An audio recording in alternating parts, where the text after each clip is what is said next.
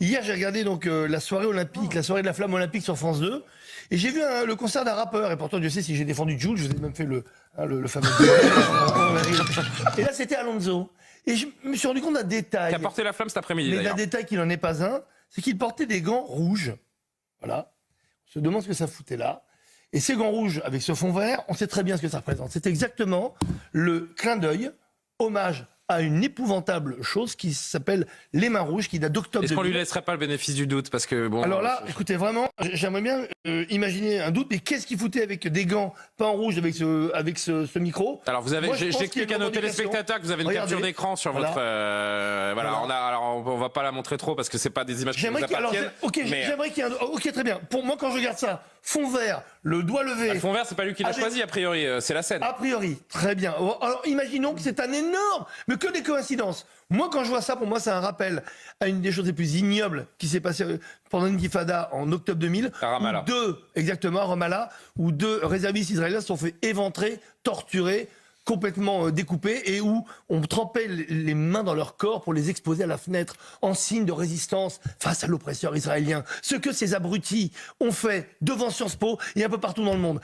Si on se sert des Jeux Olympiques pour faire ce genre de choses, bon, je suis désolé, moi je vais accorder le bénéfice du doute, à moins que Alonso confirme qu'il a voulu faire un geste pour montrer son soutien au peuple palestinien à travers ça, c'est un problème de connaissance et de culture. Le problème, c'est qu'ils ont mis leurs mains comme ça sans savoir ce que ça signifie. Et en effet, vous avez bien fait de le rappeler, mais je vais laisser le bénéfice du doute parce qu'il n'a rien revendiqué et qu'on ne sait pas précisément et officiellement s'il a voulu vraiment passer ce message. Que ces images dévoilent, c'est la question de l'immigration en tant que telle, pas n'importe quelle immigration, une immigration venue du Maghreb. Comme d'habitude.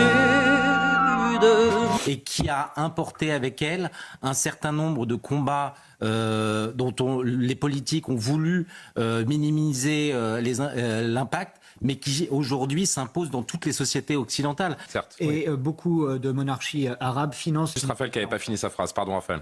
Non, mais moi je pense qu'on peut voir se reproduire, ou en tout cas ce mouvement en France s'amplifier. Parler du montage, c'est interdit chez eux, c'est un élément de langage qu'on ne dit pas. On voit bien que ce parti engendre, génère et propage la haine. Est-ce que le 7 octobre a existé pour ces gens-là? Non, il n'a pas existé. Est-ce que pour les 30 000 personnes qui sont à Malmö, c'est Roswell? On est complètement dans la science-fiction. C'est ça. Il n'y a pas d'otage. Il n'y a pas de 7 octobre, surtout. Surtout. Quand on interviewe des arracheurs d'affiches, vous savez, d'otages, c'est ce qu'ils disent. Mais ce ne sont pas des vrais otages, c'est de la propagande israélienne.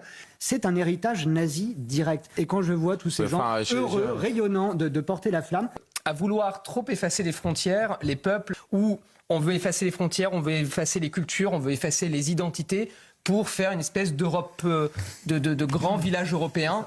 Et on le voit bien en France, on le voit bien aussi, on l'a vu en Italie. Aya Nakamura, avec cette polémique, qui va interpréter Edith Piaf. C'est pas fait encore, c'est pas officiel. Bon, non, mais voir des drag queens qui vont porter la flamme et donc avec une revendication derrière, évidemment, idéologique, des minorités, etc. Aussi une profusion de l'idéologie wokiste. Bon, voir un rappeur qui va porter la flamme, etc. Bon, moi, dans tout ça, si vous voulez, il y a quelque chose qui me dérange. Genre, c'est peut-être la représentation de la France aujourd'hui. Les Jeux Olympiques, c'est des compétitions. Certains vont peut-être me dire, okay, c'est peut-être un vieux con réac, mais vous voyez, l'âge que j'ai, c'est ce que je pense, et je pense que beaucoup l'imaginent aussi comme ça. Qu'est-ce qui vous aurait plu? Mais écoutez, de voir quoi? Vous vouliez quoi? Vous vouliez Vianney? Vous vouliez mais en fait, il y avait Jean-Jacques Goldman, et puis comme ça, tout le monde est content. Sur cette polémique d'Aya Nakamura, il y avait tellement d'artistes qui aurait pu interpréter. C'est la plus grande star française actuelle mondiale. Qu'est-ce que vous voulez faire de plus? Qui ne chante pas français, qui chante un Renaud, il chantait français. Je ne sais pas trop quoi. Bon, on va pas refaire la polémique avec Nakamura. Non, mais voilà, on pourrait la refaire. Moi, je suis très partant là-dessus, si vous voulez. Mais pas ce soir. De voir la drag queen à Paris porter. Je me dis bon, c'est qu'il y a un problème. Israël serait qualifié pour la finale. Ah, on vient d'avoir l'information. Félicitations.